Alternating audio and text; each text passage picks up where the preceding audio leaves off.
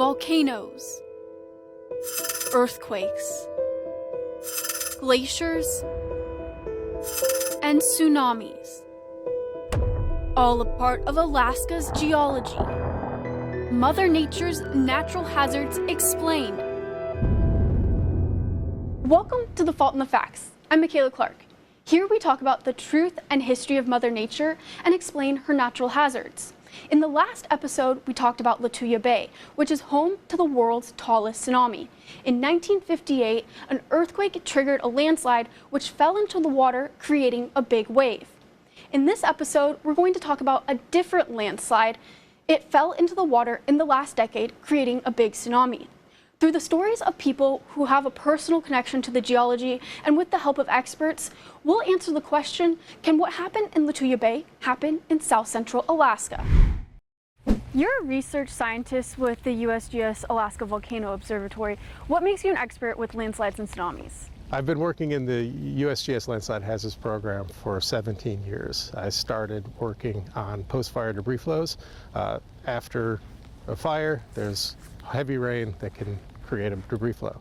I did science that we used to better understand the hazard and develop an early warning system. Many of those same techniques are required up here in Alaska, looking at large landslides that have the potential to generate a tsunami. Can something like what happened in Lituya Bay happen in Southcentral Alaska? Yeah, there's plenty of opportunities for a similar type of event in Lituya Bay here in Southcentral Alaska.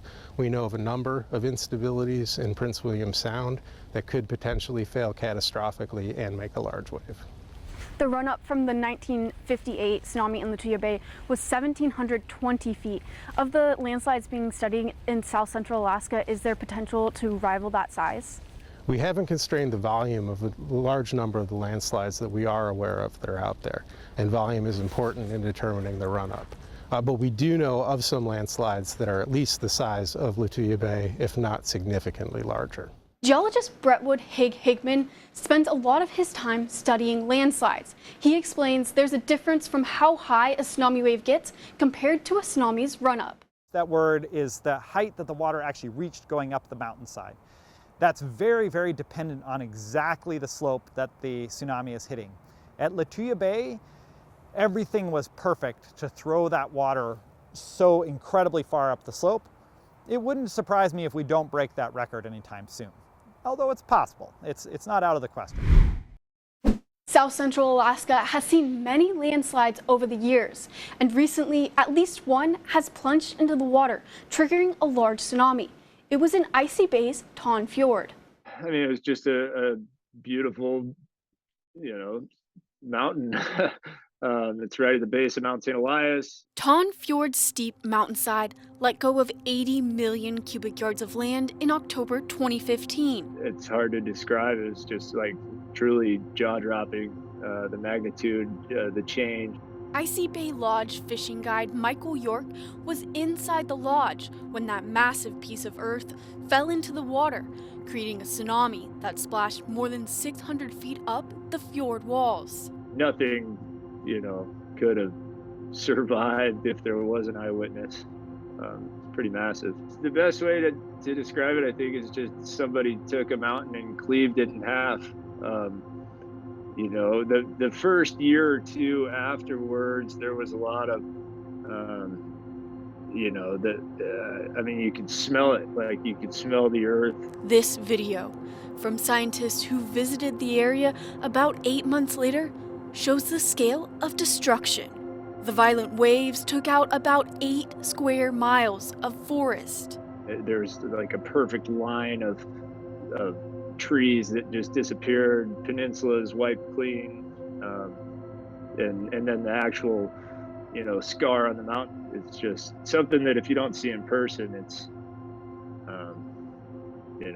hard to describe. It was like our own little Lituya Bay, I guess. That barely scratches the surface of the 1958 Lituya Bay tsunami's run-up, but it has an interesting story behind it, and it helps build knowledge of landslide triggering tsunamis. While York was inside Icy Bay Lodge, when the land fell into the fjord, 2 moose hunters were standing outside. I remember them running in and saying, "Man, there's something going on out here. It's loud." but it had been raining, it was windy, and just the worst southeast weather for like all month. He brushed it off.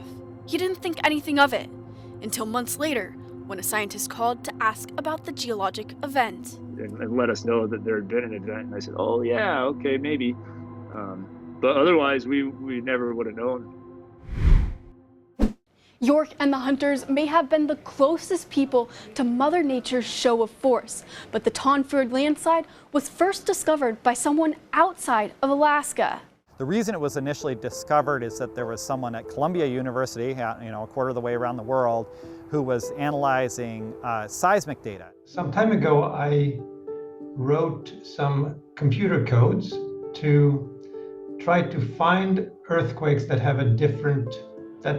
that have different characteristics than normal earthquakes. Earthquake seismologist Göran Ekström says normal earthquakes usually start with a sharp jolt, also known as a P wave. And there has been the idea that there are things called slow earthquakes that don't start as sharply as most earthquakes do. Ekström uses the program he wrote to look around the world for this kind of seismic wave that indicates a landslide. He says he usually gets about 10 pings a day. He manually analyzes each one, which are usually just earthquakes. But occasionally then there is a detection that no one else has found. So the Tonfjord one was unusual in that my detection was big. Ekström says it registered as the equivalent of a magnitude 4.9 quake. And he says no agencies that detect earthquakes had a record of it. So he dug deeper into the data. So I was not at all sure of anything.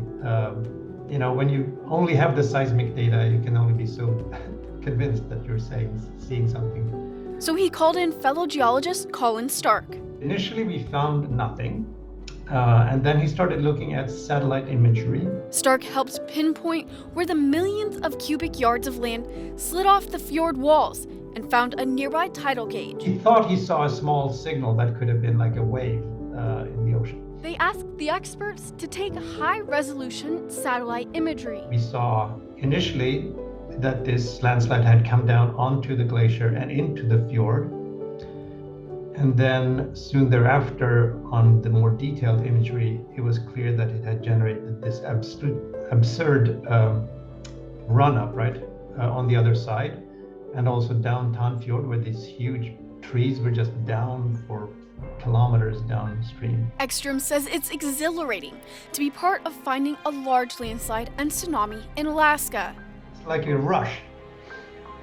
I find that very exciting to initially be perhaps the only person to know that something dramatic like this has happened. A natural phenomenon of epic proportions. It's just exciting to learn about the Earth as a dynamic place where something has happened, and I may be the first person to know about it. Is only uncovered as a lone scientist thousands of miles away digs into the data. This is the best kind of natural disaster, right? It was really big and dramatic, but it happened where there were no people. But how does this landslide and tsunami compare to 1958's giant and deadly show of Mother Nature? The Lituya Bay landslide produced a tsunami that had a much greater run-up than the Tonfjord landslide. In Lituya Bay, it was on the order of 1,700 feet. In Tonfjord, is on the order of 600 feet. The Tonfjord landslide was 80 million cubic yards, while the landslide in Lituya Bay was half the size. There's so much to tell you about landslide hazards in South-Central Alaska that this episode will be split into two. In the second half, you'll hear about a landslide in Prince William Sound that's looming over the deep fjord waters of Barry Arm, threatening to let loose and create a massive tsunami and its potentially deadly force. Thanks for tuning in to this episode of The Fault in the Facts.